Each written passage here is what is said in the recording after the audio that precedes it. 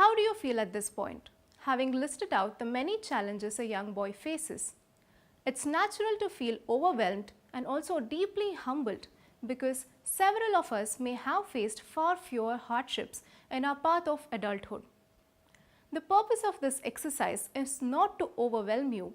We don't expect you as mentors to personally solve each problem your mentees are facing. However, our understanding makes us be more empathetic towards mentees and helps us become better mentors. That is the aim. As you might have noticed next, our mentee blames external factors such as luck for the repercussions of his actions. This is a common problem of external versus internal control beliefs. People who believe their success or failure is because of their own hard work and effort have internal control belief. When faced with a task, such people will first try to plan and put in maximum effort of their own. People who believe their success or failure is determined by external factors like luck, fate, destiny, etc. have external control belief.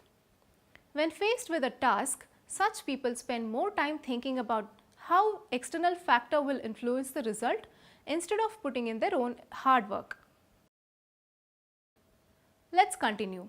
We meet our mentee next at his home.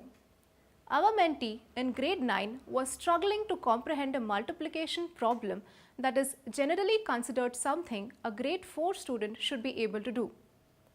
This is a countrywide learning epidemic.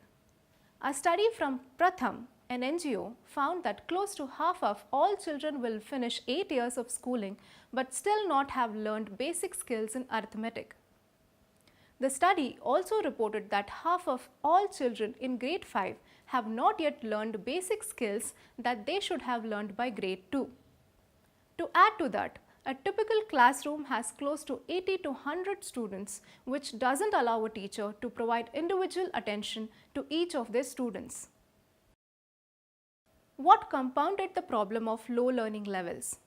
Did you notice our mentee's response by the time he came to the fifth problem? Our mentee gave up and said he couldn't do it.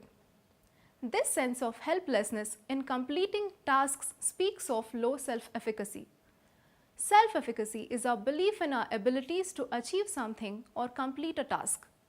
Self-efficacy is rooted in past histories of performance and accomplishment.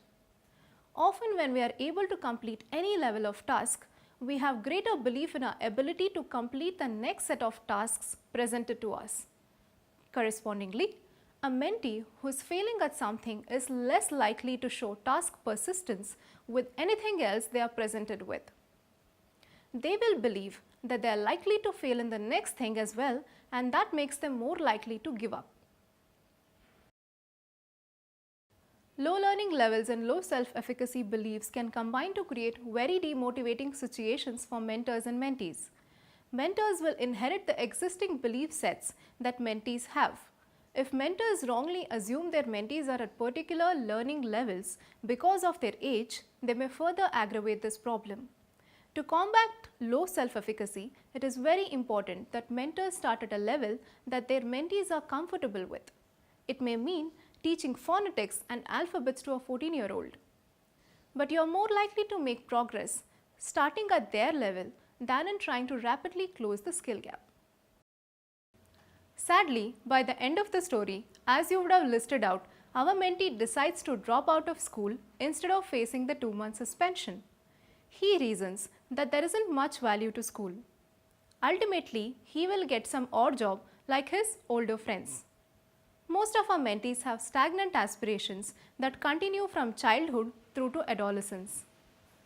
The lack of opportunities to understand their innate skills, talents, and abilities can make many young people believe their opportunities for success are limited.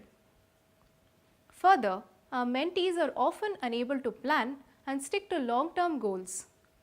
Shorter-term gratification of needs in tough times can seem far more important than holding out for long-term goals. This can adversely impact mentorship, especially in terms of long-term goal planning. Mentors will need to be patient. Mentors have only found success in long-term planning through the cumulative effect of their work on all the traits we discussed.